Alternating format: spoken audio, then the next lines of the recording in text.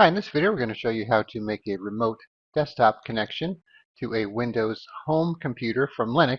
So we recently did a video on how to do a remote desktop connection to a Windows professional computer from Linux, and that's because Windows Professional supports RDP or remote desktop connections where Windows Home does not. So we're going to show you how to do this a different way for you Windows Home users.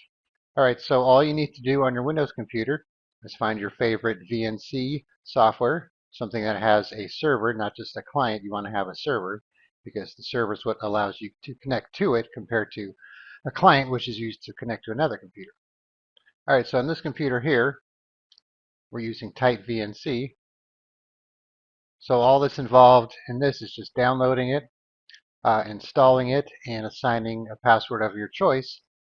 Just when you install it, you might want to do the custom installation so to make sure that the server actually gets installed and not just the client. And then there's a bunch of options here that you probably don't have to worry about. And then you just need to make sure that it's running down here in the system tray to make your connection. Alright, so now let's go over to the Linux computer that we're going to be using for the connection. Alright, so we're on a Zorin OS Linux computer, so it's based off of Ubuntu. And so what we have done is installed the Remmina client for a remote desktop. So depending on your version of Linux, it's going to depend on how you install it. So if you go to their website here, they have a installation section. And then you could pick your release here, like Ubuntu for example, and it'll show you how to install it. And then once you have it installed, simply run it and add your connection. Alright, so I already have the leftover one here from Windows 11 Pro saved in my access list here. So now we're going to do Win11 Home. So we would type in Win11 Home, the computer name. So of course you'll need to know how to get your computer name from your Windows computer. You can always just go to a command prompt and type in hostname and it'll tell you the name. And then we're going to be picking VNC for our connection type because RDP is not going to work. And we have the VNC server installed on the Windows 11 home computer. So one thing I had to do, because it didn't want to find it by host name, you could use IP address just fine without changing anything. But if you want to use the host name, then you're probably going to have to go edit your host file on Linux. So that's the etc host file, and then add an entry with the IP address and the host name, and save it. So I'll put some instructions how to do that as well in case you want to do that. So now that I have that, we're using VNC and I have the host name, so I'll just press enter.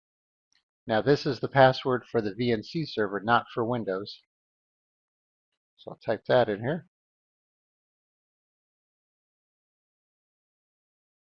Alright, and then I have my connection here, so I'm recording at a low resolution, so things are getting cut off the screen here.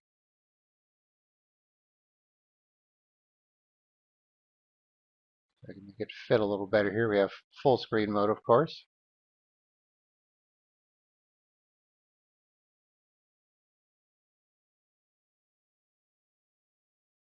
You have the scaled mode if you want to try that. Sometimes it kind of affects how the quality looks when you use scaled mode, but that's an option too. And then we could just use the computer like we're sitting in front of it. And then disconnect when we're done. Right, and then if we want to save the setting, we could go to the plus sign here, change the name to Win11 Home or whatever you want to call it. Make sure you change this to VNC plugin.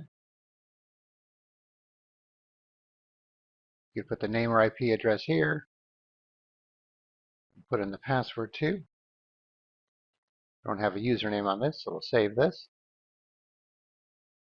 All right, now we'll double click it and we'll write in without having to type it in.